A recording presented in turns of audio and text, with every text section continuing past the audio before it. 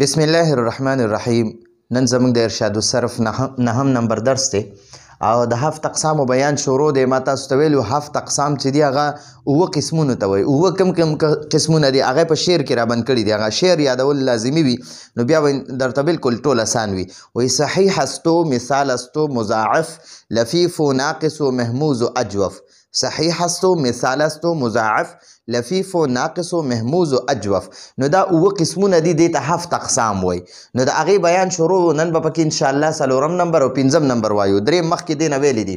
نن به د مثال تعریف، مثالونه او وجه تسمیه، یعنی چې دې ته دا مثال د څه وجې نه وایي نو هغه وجه به بیانو، د نوم کې ښودو وجه. نو د مثال تعریف اول زده کوو چې د فا کلمې په مقابله کې، چې د فا کلمې په مقابله کې یعنی د فا کلمې ته مخامخ حرف علت وي او حروف علت درې دي، واو الف یا. حروف علت درې دي، واو الف یا. که دا واو یا الف یا یا دې دریو نه یو هم د فا کلمې مقابله کې راغی، د فا کلمې ته مخامخ راغی که نه، نو هغې ته بیا مثال وایي. نو مثال ورته وایي. د مثال تعریف چې د فا کلمې په مقابله کې حرف علت وي نو مثال ورته وایي. لکه وعده، وعده بر وزن فعاله. وګوره دا فعاله دی، فعله. نو دا وعده چې دی که نه ګوره وعده نو دا دی فعاله ته مخامخ دی. ګورئ ورته نو دا فا چې دی که نه دا د واو مقابله کې ده. دا واو د فا په مقابله کې دی، دا عین د عین په مقابله کې دی او دا لام د لام مقابله کې دی. دی وایي په مقابله کې موږ وایو مخامخ. دا واو چې دی دا د فا ته مخامخ دی، عین عین ته مخامخ دی او دال دا لام ته مخامخ دی. نو ګورئ دقه موږ ته وایي چې کله د فا کلمې په مخامخ، فا کلمې ته مخامخ حرف علت وي نو دا واو حرف علت دی. نو چې کله فا کلمې ته حرف علت وي نو دغې ته مثال وایي. چې د فا کلمې ته مخامخ نو دی وایي د فا کلمې په مقابله کې. ٹھیک شوه؟ نو موږ وایو فا کلمې ته مخامخ که حرف علت وي نو دې ته مثال وایي. لکه وعده بر وزن فعله، وعده بر وزن فعله. دا د فعل مثال شو. دا وعدم فعل دی او دا فعلم فعل دی. او وعد اسم دی بر وزن فعل. دا وعد دا د وعده مصدر دی، دا مصدر دی. دا وعدون چې دی دا مصدر دی، دا مصدر دی او دا د دې وعده مصدر دی. دې مصدر نه دا وعده جوړ شوی دی. ښه جي. نو وګورئ د وعده کې د فا کلمې په ځای حرف علت واو راغلی دی. اوس موږ ته وایي د مثال دوه قسمونه دي. یا به دا مثال واوي وي لکه وعده، دې ته وایي مثال واوي چې د فا کلمې په ځای کې واو وي نو هغې ته مثال واوي وي. او دویم نمبر مثال یایي چې د فا کلمې په ځای کې یا وي، یا به د فا کلمې په ځای واو وي یا به یا وي. که د فا کلمې په ځای واو وي نو هغې ته مثال واوي وي. او چې د فا کلمې په ځای دا دی یسره ته وګوره یسره، نو د فا کلمې په مقابله کې یا ده نو دې ته مثال یایي وي. ٹھیک شوه؟ دا خو د مثال تعریف شو او دا دوه قسمونه شو. اوس مثال ته مثال ولی وایي؟ دا د څه وجې نه ورته مثال وایي؟ نو د مثال معنی ده هم مثل هونه، هم مثل هونه او موږ په پښتو کې وایو یو شان کېدل یا پشان کېدل. هم مثل ہونا یا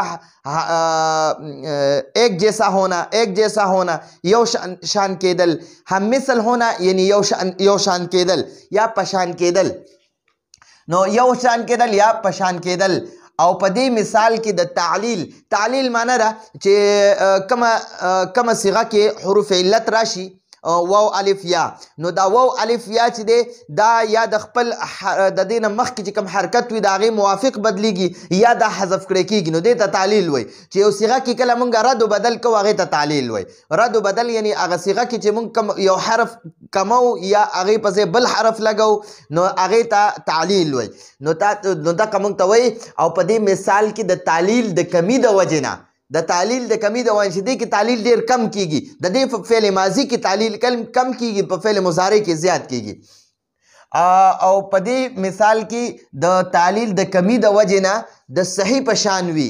دا مثال چې دی که نه، دا مثال دا د تعلیل د کمی د وجې نه د مثال د صحیح په شانتي وي. ګورئ دا نسواره چې دی که نه، نسواره دا نسوره دا صحیح دی، نون سواد را، په دې کې حروف علت نشته نو په دې کې تعلیل نه کیږي.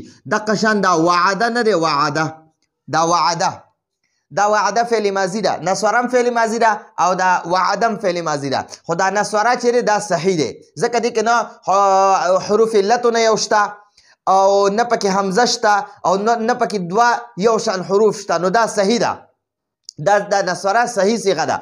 او وعده چې دا د معتل صيغه ده، یعنی دې کې د مثال دا مثال دی، دې کې د مثال صيغه ده، دې کې واو دی، واو د فا کلمې په ځای باندې دی، نو دې کې حرف علت واو راغلی دی او د فا کلمې په ځای دی ځکه ورته مثال وای. نو دا د وعده چې کوم فعل ماضي ده څنګه د نسوره پوره ګرځه، نسوره نسواره نسورو نسورت، دې کې څه حرف نه کمیږي. همدقه شان په دې مثال کې یو حرف هم نه کمیږي، د دې به فعل ماضي پوره ګردان کیږي. وعده وعده وعدو وعدت وعدتا وعدنا وعدت وعدتما وعدتم وعدت وعدتما وعدتن وعدت وعدنا. دې نه د حرف علت په فعل ماضي کې نه ختمیږي. او په فعل مضارع کې وعده یوعدو، دا اصل کې دی یوعدو یوعدو، نو دې نه به دا حرف علت ختم شي، نو دا به شي یعیدو یعیدو. وګورئ دې نه موږ دا حرف علت ختم کړو، دې ته تعلیل وایي. تعلیل دې ته وایي چې حرف علت پکې یا ختمیږي یا به د خپل ماقبل حرکت موافق جوړیږي. نو ګورئ وعده کې وګوره فعل ماضي کې د فعل ماضي کې چې څنګه په صحیح صيغه کې څه تبدیلی نه ده راغلې، همدقه شان په وعده فعل ماضي د مثال په صيغه کې هم په پوره ګردان کې څه تبدیلی نه ده راغلې. نو ځکه دا د صحیح هم مثل وي، د صحیح په شانت وي، څنګه چې صحیح کې څه تعلیل نه کېږي دقه شان دی په دې مثال واوي کې یا په مثال یایي کې هم په ماضي کې د ماضي په صيغه کې د ماضي په صيغه کې نه په مثال واوي کې څه تعلیل کیږي نه په مثال یایي کې څه تعلیل کیږي، ځکه وایي چې دا د صحیح پشان وي، د صحیح هم مثل وي. نو مثال معنا چې یو شان وي، نو دا د صحیح سره یو شان دی د فعل ماضي. او په فعل مضارع کې د دې بیا تعلیل کیږي، نو ځکه ورته دغه وایي چې ګورئ دلته وایي او په دې مثال کې د تعلیل د کمی د وجې نه، یعنی ما لیکل دلته پکارو د دې مثال په فعل ماضي کې د دې مثال په فعل ماضي کې د تعلیل د کمی د وجې نه د صحیح پشان وي، نو ځکه ورته مثال وایي. ٹھیک شو جی.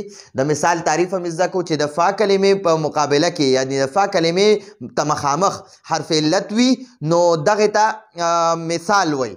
نو که دا حرف علت واو وي نو مثال واوي ورته وایي، او که دا حرف علت یا وي نو مثال یایي ورته وایي. ٹھیک شو جی. او وجه تسمیه مثال، د مثال معنی ده یو شان، هم مثل हम यानी एक जैसा होना یو شان کېدل. نو دا مثال د صحیح په شان دی، څنګه په صحیح کې تعلیل نه کېږي داسې په مثال کې هم تعلیل نه کېږي، ځکه د مثال ته مثال وایي چې دا د صحیح په شان دی، نو ځکه ورته مثال وایي. څنګه په صحیح کې تعلیل نه کېږي داسې په مثال کې هم تعلیل نه کېږي، د مثال په ماضي صيغو کې تعلیل نه کېږي. اوس پنځم نمبر اجوف. نو د اجوف تعریف، مثالونه او وجه تسمیه. اجوف څه ته وایي؟ اول د اجوف تعریف زده کړئ. اجوف داسې صيغې ته وایي، اجوف داسې صيغې ته وایي چې د عین کلمې په مقابله کې حرف علت وي، یعنی د عین کلمې ته مخامخ عین کلمې ته ګوره فا عین لام، موږ سره یو فا دی یو عین دی یو لام دی، نو چې فا ته مخامخ حرف علت وي نو هغې ته مثال وایي، چې عین ته مخامخ حرف علت وي هغې ته اجوف وایي. ٹھیک شو. عین ته مخامخ یو حرف علت وي هغې ته اجوف وایي. نو دلته کې دی تعریف داسې کوي چې اجوف داسې صيغې ته وایي چې د عین کلمې په مقابله کې حرف علت وي، لکه قاله چې دا قاله په اصل کې قواله دی، قوله دا ګوره قوله. نو ګورئ دا واو حرف علت چې دی د دې قاله باندې زبر دی، نو د دې زبر موافق په الف سره بدل کو، ځکه دا زبر ځان نه وروستو الف غواړي، نو دا حرف علت ختم کو، دا یا دا حرف علت چې دی دا په الف سره بدل کو. نو دا حرف علت دا قواله چې دا د نه دا واو ختم کو، دا یې داسې قاله کو. نو دې ته وګوره د دې دا مینس حرف چې دی که نه، نو دا د عین په ځای باندې دی، دا قواله قواله بر وزن فعاله. نو ګوره فا کلمې ته مخامخ یا د فا کلمې مقابله کې قاف دی او د عین کلمې مقابله کې واو نو واو حرف علت وي نو دا دې ته اجوف ځکه وایي چې د عین کلمې مقابله کې یا د عین کلمې ته مخامخ یا د عین کلمې په ځای باندې حرف علت دی لکه قال بر وزن فعل او قولون دا مصدر دی د قال مصدر دی دا قال چې دی دا د قولون مصدر نه جوړ شوی دی دا قولون مصدر دی دا اسم دی او د دنه چې دی دا قال فعل جوړ شوی دی نو قول بر وزن فعلون قول بر وزن فعلون نو ګورئ قولون کې هماغه د عین کلمې په ځای باندې هماغه واو دی نو دته ځکه اجوف وایي چې د عین کلمې په ځای یا د عین کلمې مقابله کې یا د عین کلمې ته مخامخ حرف علت وي نو هغې ته اجوف وایي بیا د اجوف هم دوه قسمونه وي دا اجوف په یا اجوف واوي وي یا به اجوف یایي وي اوس ګورئ د اجوف هم بیا دوه قسمونه دي اجوف یایي لکه قاله چې په اصل کې قواله دی قواله او اجوف یایي لکه باعه چې په اصل کې بیعه دی بیعه نو دا بیعه چې دی دا د زبر موافق چې دی دا یا په الف سره بدله شوه نو دا باعه شو دا باعه اصل کې دی بیعه بیعه نو دا یا چې دی حرف علت دی دا کمزوری دی نو په کومه صیغه کې چې حروف علت وي نو هغه ثقیل وي یا هغه مشکل وي عرب هغه بیا هغه حرف علت ختم کی نو دا زبر وګوره د با باندې زبر دی او د زبر نه مخ وروستو الف پکار وي نو دا یای ختمه کړې ده او د په ځای باندې الف ولګو نو دا یای چې دی په الف سره بدله کړه نو دا حروف علت چې دی که نه هغه یا ختمیږي یا د بل حرف سره بدلیږي په بل حرف بدلیږي نو دې ته تعلیل وایي دا چې کوم یا ختمه کې دې ته تعلیل وایي او یا چې دی د بل حرف باندې بدل کې دلته اوس یا مونږ په الف سره بدله کړه د یا په ځای الف ولګوه یا هم ختمه کې یا حرف علت دی کمزوری دی نو هم ختمه کې الف هم ولګو نو دا باع شو باع نو دا اجوف په یا اجوف واوي وي لکه قاله چې په اصل کې قوله دی او دا اجوف په یا اجوف یایي وي لکه باع چې په اصل کې بیاعه دی ٹھیک شو جی نو دا خو د اجوف تعریف او قسمونه شو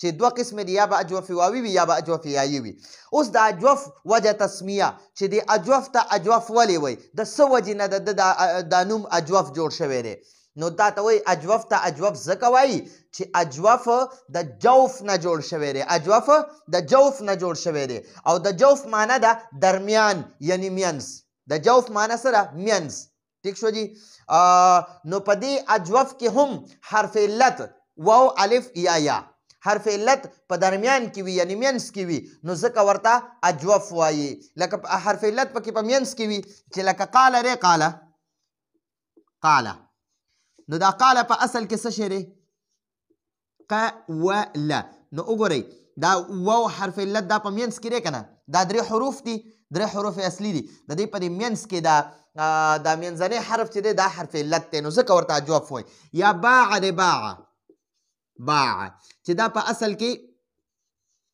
بیعه دی بیعه نو دا یا پکې وګوره یا حرف علت دی نو دا په دې مینس کې ده نو ځکه ورته اجوف وایي دا اجوف د جوف نه جوړ شو د جوف معنی د مینس نو دا درې حروف دي بیعه نو دا ګورئ دا یا دا منځنی حرف چې دی دا پکې حرف علت دی نو دا حرف علت دا د ده نه بیا دا باعه جوړ شي باعه ٹھیک شو جی نو دا اجوف دا د بره د مثال تعریف مثالونه او وجه تسمیه وه او ښکته 5 نمبر د اجوف تعریف مثالونه او وجه تسمیه وه نو دا زموږ د نن ورځې درس راتلونکي درس پورې اجازت غواړو هذا هو المرام والله اعلم بحقیقة الكلام